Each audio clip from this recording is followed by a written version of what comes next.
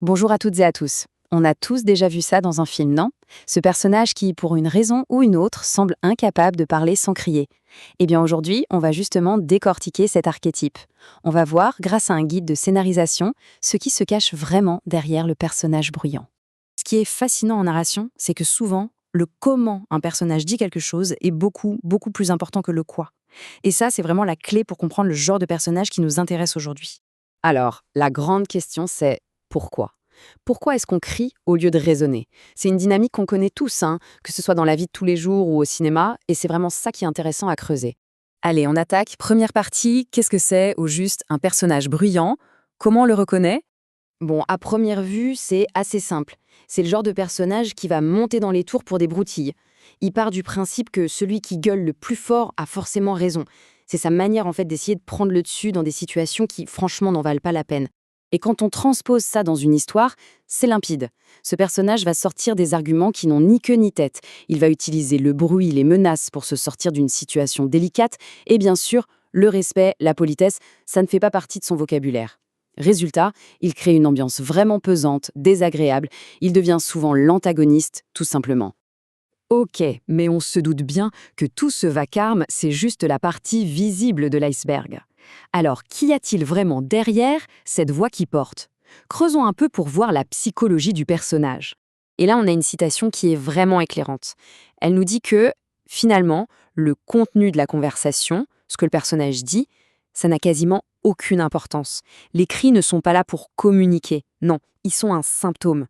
Le message, il n'est pas dans les paroles. Il est dans le bruit lui-même. Le voilà, le mot magique, l'anxiété. C'est ça, le vrai moteur de ce personnage. Quand il crie, c'est une façon désespérée de gérer une insécurité qu'il n'arrive pas à contrôler autrement.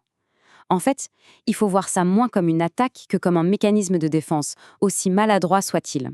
D'accord, donc on a compris la psychologie du personnage. Mais concrètement, dans l'histoire, quelle est son utilité?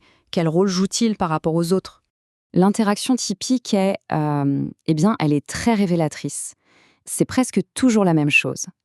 D'un côté, on a une personne qui reste calme, polie, respectueuse. Le personnage bruyant, lui, interprète ça comme un signe de faiblesse. Et là, qu'est-ce qu'il fait? Il se sent en position de force, alors il monte encore le volume, il devient plus menaçant pour bien montrer que c'est lui le chef. On comprend donc son rôle principal dans le récit, c'est un faire-valoir. Toute la tension qu'il crée sert en réalité à mettre en lumière les qualités de l'autre personnage. Par contraste, on voit le calme, la maîtrise, la force tranquille de celui qui lui fait face. Bon, une dynamique pareille, ça ne peut pas bien se terminer, on s'en doute. Voyons ensemble quel est le destin, souvent inévitable, de ce type de personnage. Et sans surprise, le dénouement est souvent le même. Le personnage finit par connaître une fin tragique, une fin qu'il a lui-même provoquée. C'est la conséquence logique de son comportement. C'est une chute qu'on voit venir, c'est vrai, mais elle est absolument nécessaire à la structure du récit. Cette chute, elle produit un effet très puissant sur le public, la catharsis. C'est ce fameux sentiment de soulagement, presque de justice rendue. Et c'est pour ça que la fin de ce personnage, même si elle est tragique, nous procure une certaine satisfaction en tant que spectateur. L'équilibre est restauré. Le bilan est donc très clair. D'un côté, on a le personnage bruyant qui court à sa perte, et de l'autre, le personnage calme qui, lui, gagne toute la sympathie du public. C'est un jeu de vases communicants. La chute de l'un permet l'ascension de l'autre. Alors, pour conclure, une petite question à méditer, surtout pour les créateurs et créatrices d'histoires. Si on intègre un tel personnage dans un récit, il faut se demander pourquoi crie-t-il? Quelle est l'anxiété qui se cache derrière? Et surtout, quel sera l'effet de sa chute, non seulement sur l'histoire, mais aussi sur l'émotion du public?